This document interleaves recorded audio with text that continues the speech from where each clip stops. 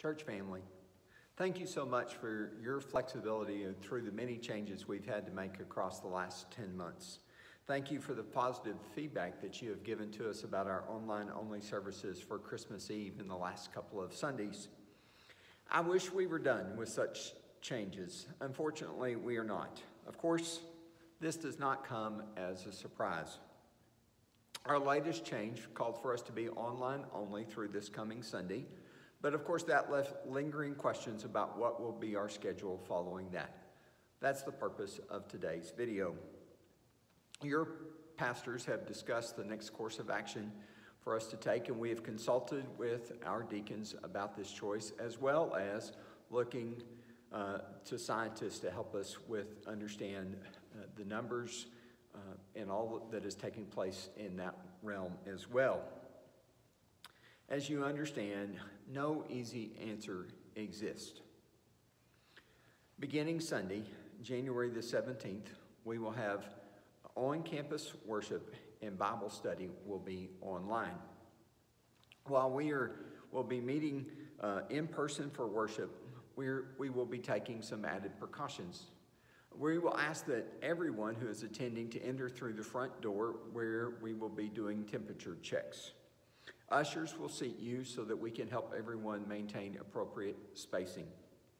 We will continue to wear masks at all times, though those who are leading us in worship will remove their mask while they do so.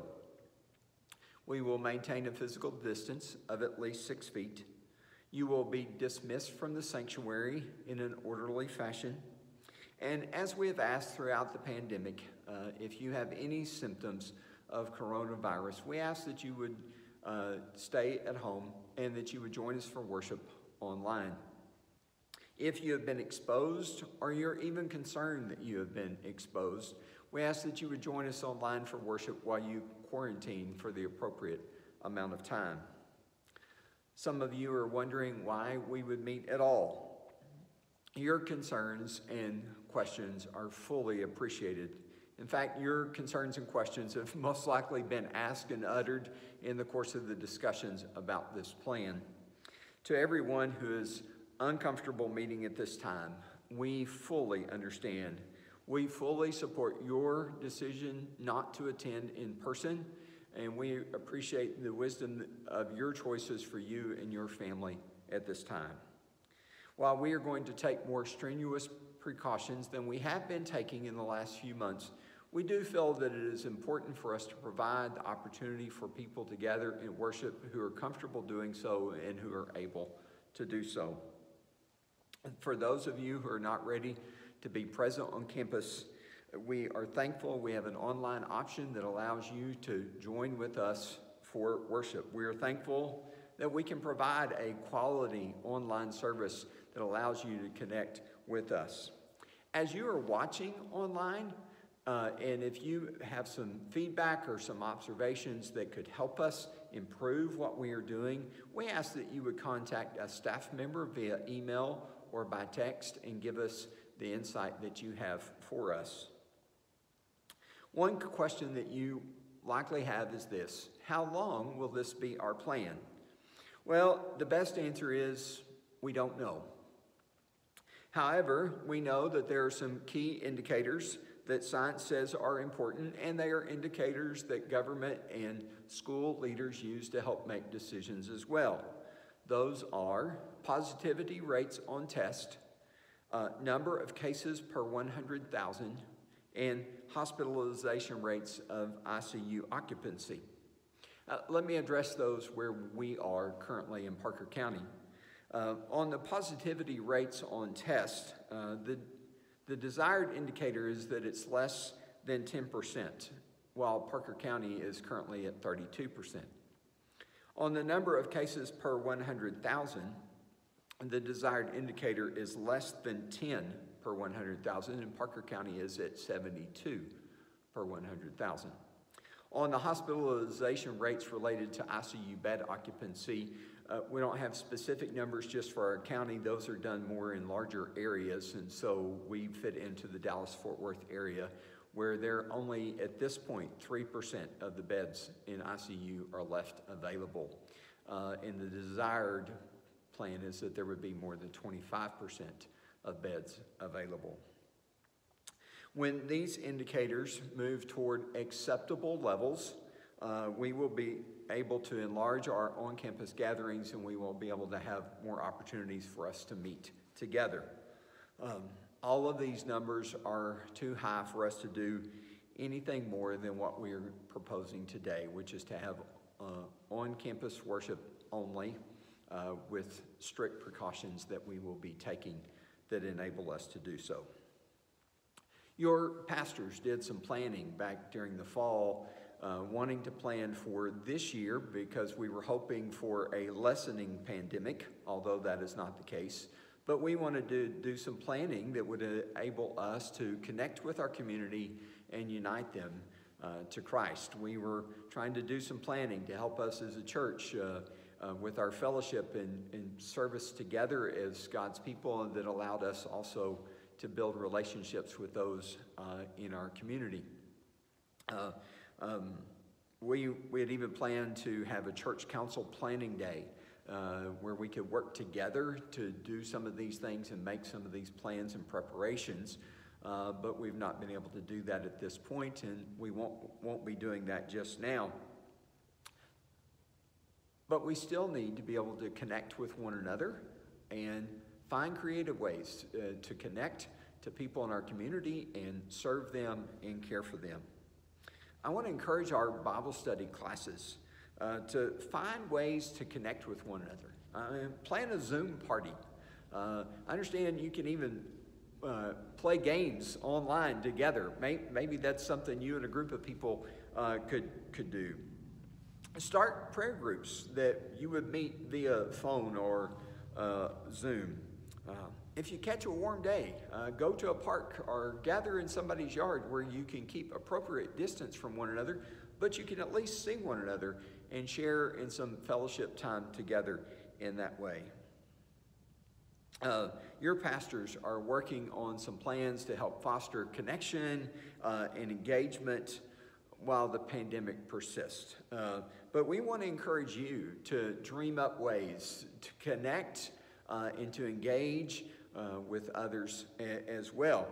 Let us all work together to strengthen the bond of unity in the life of our church and to enable us to minister in the unique setting that God has given to Lakeshore Baptist Church. Allow me to offer you some encouragement for the coming days. Psalm 127 begins like this: "Unless the Lord builds the house, they labor in vain who build it." That, of course, applies to the nation of Israel and was related to God's relationship with them. But it can also apply to the church. Unless the Lord builds the church, those of us who are doing the work of the church are laboring in vain. God knows how to build his church, even in a pandemic. God is at work. God is at work redeeming the lost, sanctifying the saved, extending his kingdom, bringing his will to pass upon people's lives. God is at work in those ways, and we get to participate with him in that work. The work of the church has not changed: to worship the King, to evangelize the lost, to disciple the saved, to build the fellowship, to serve others. Those are things the church has been doing since it was birthed. How we fulfill them in the 21st century has changed, and the pandemic has changed them even more. Learning to do old practices in new ways is a challenge for any of us. But God builds his church, and God will lead us in the right paths to do the work of his church in our day and time, in our location where God has established us. James 1 says this: "Consider it all joy, my brethren, when you encounter various trials, knowing that the testing of your faith produces endurance, and let endurance have its perfect result, so that you may be perfect and complete, lacking in nothing. But if any of you lacks wisdom, let him ask of God, who gives to all generously and without reproach, and it will be given to him. The pandemic has certainly brought a trial to all of us. It is testing our faith with the desired outcome to be endurance. That's what the text says. The outcome of endurance is for us to be perfect and complete, and that we would lack nothing. God has a purpose to work in our lives in the midst of this trial. And as we're journeying through that process and that time, it says that if we lack wisdom, then we can ask of God for wisdom, and God will supply it. And so, while this journey is new and different, we can ask for wisdom. I would imagine we've all done that, but let's do it anew and afresh and maybe more urgently for God to give us wisdom for this journey through this trial as God builds endurance and seeks to complete us. And we want God to be able to do that. But I believe we also need to hear God's words to Joshua, the one who had to follow Moses as the leader of God's people. Not an enviable task at all. But God told Joshua to be strong and courageous and to do everything God showed him to do. And that's a good word for us, is that we can be strong because the Lord builds the church, not because of us. That we can be courageous because we're courageous in the Lord. And that we can follow all that God shows us to do. In these ongoing days of a pandemic, as we seek to be God's people, finding ways to connect with one another, finding ways to connect with our community and to help them to know Jesus and to love Jesus and to help us grow in our love for Jesus as well, we can trust the Lord to lead us through these days. And we need to be careful to do all that God shows us to do. These are not wasted days. And these are difficult days. These are demanding days. But God is at work. And we can trust the Lord to work in us. And we can trust the Lord to work through us. That is his desire. I'll see you online this Sunday morning at 8:45 for our choir-led service and 11:15 for our band-led service. This Sunday, we're going to be celebrating communion together. So I want to encourage you to gather together something for the bread and the cup before the service begins and have those so that as we celebrate communion together, you can take with us the elements of the Lord's Supper. And we'll look forward to worshiping the Lord together with you. Hey, thank you for your time today. God bless you.